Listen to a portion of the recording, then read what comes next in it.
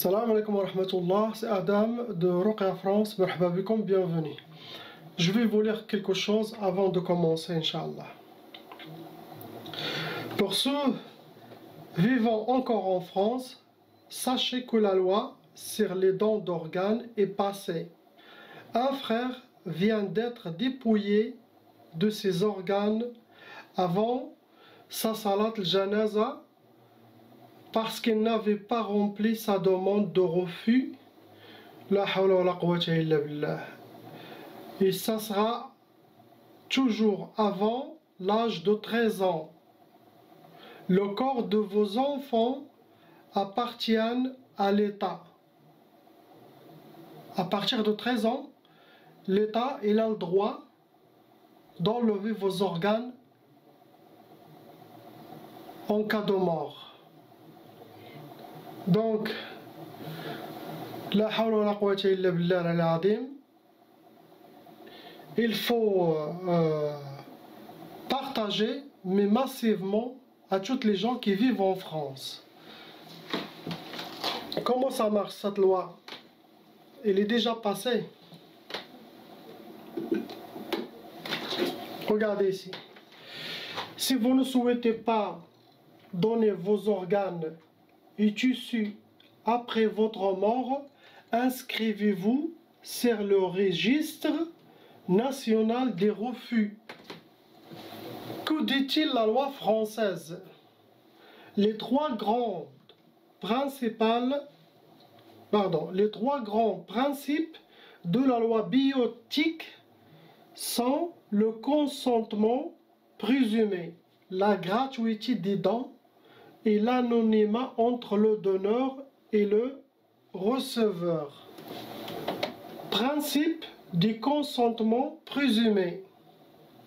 En France, la loi indique que nous sommes tous donneurs d'organes et de tissus, sauf si nous avons exprimé de notre vivant notre refus de donner.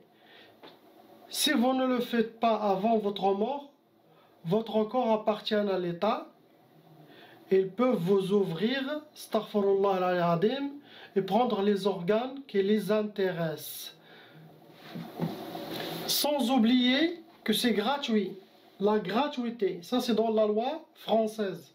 Le don d'organes et du tissu est un acte de générosité et de solidarité, mashallah, entièrement gratuit. La loi interdit toute rémunération en contrepartie de ce don élevé, ainsi que des résultats des greffes, si elles le demandent sans pour autant connaître l'identité des receveurs. Si je ne souhaite pas donner, que dois-je faire? Écoutez bien, la loi. Le principal moyen pour vous opposer au prélèvement de vos organes et tissus après la mort est de vous inscrire sur le registre national des refus géré par l'agence de la biomédecine. Vous pouvez également faire valoir votre refus par écrit et confier ce document daté et signé à un proche. En cas d'impossibilité d'écrire et de signer vous-même ce document, deux témoins pourront attester que le document rédigé par tierce personne correspond bien à l'expression de votre souhait. Sinon, vous pouvez communiquer oralement votre opposition à vos proches qui devront en attester par écrit. Eux-mêmes, ils doivent attester par écrit. Au moment du décès, avant d'envisager un prélèvement d'organes et de tissus, il convient de vérifier si la personne décédée a fait valoir de son vivant une opposition au prélèvement de ses organes et tissus. En premier lieu, l'équipe médicale demandera la consultation des registres nationaux des refus pour savoir si le défunt y est inscrit. C'est très dangereux. Si ce n'est pas le cas, il sera vérifié auprès des proches si le défunt n'a pas fait valoir de son vivant son opposition à l'écrit ou à l'oral. Dans le cas d'une expression orale, l'équipe médicale demandera aux proches d'en préciser les circonstances et de signer la retranscription qui en sera faite à l'écrit. Il conviendra donc d'être le plus précis possible pour faciliter cette retranscription. Que se passe-t-il si le défunt n'a pas fait connaître son opposition de son vivant et ne parvient pas aux proches de prendre la décision de s'opposer aux dons d'organes et de tissus à la place du défunt? Les proches sont dans une situation difficile si le défunt n'a pas fait précisément connaître son opposition. Le plus simple est donc de s'inscrire sur le registre national des refus pour s'assurer que son opposition sera respectée et soulager ainsi les proches dans un moment de deuil brutal. Donc, où aller s'inscrire? En ligne, si vous voulez, ici, registre national des refus, .fr, étape dans ce site. C'est Agence de la biomédecine, dons d'organes, tous concernés, tous.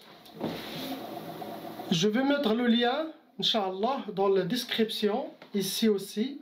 S'il vous plaît, pour Allah, pour Sayyidina Muhammad sallallahu alayhi wa sallam, transférez massivement à tous vos contacts.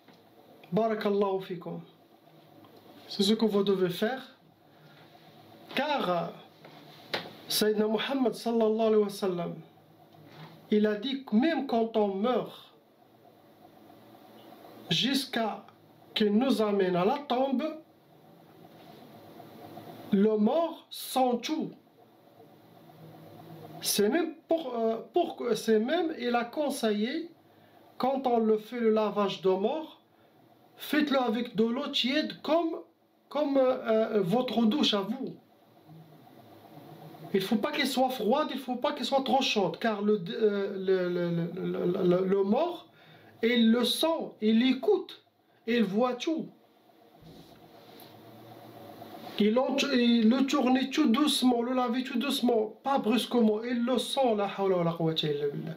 Imaginez-vous, après la mort, ils vont mettre dans la morgue. Et dans la morgue, c'est le congélateur. Vous allez tous sentir le froid. Imaginez, ils vous coupent, ils sont en train de vous couper, la hawla wa la quwwata illa billah. Vous allez tous sentir, ce n'est pas un jeu. Ce n'est pas un jeu. J'ai demandé à des cheikhs, ils ont dit c'est haram. Même le don d'organes, et ça, non, c'est haram. Celui qui va mourir, khalas, Allah il l'a appelé, il va mourir. Il sera récompensé là-haut. D'enlever un organe et le donner à quelqu'un, tu prends ta responsabilité. Après ta mort, qu'il t'ouvre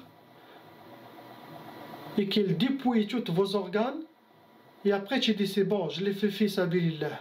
C'est un peu de folie quand même. Si quelqu'un va mourir, il va mourir.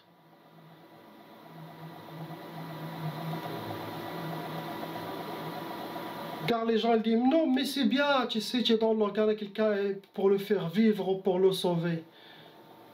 Mais pourquoi le sauver de quoi? Vous avez peur de quoi? De la mort? La mort, ce n'est pas, c'est une étape. Allez vers Allah, vers Sayyidina Muhammad sallallahu alayhi wa sallam. Laissez-le partir chez Allah subhanahu wa ta'ala. Ce n'est pas haram. C'est Allah qui l'a créé, Allah il l'a pris.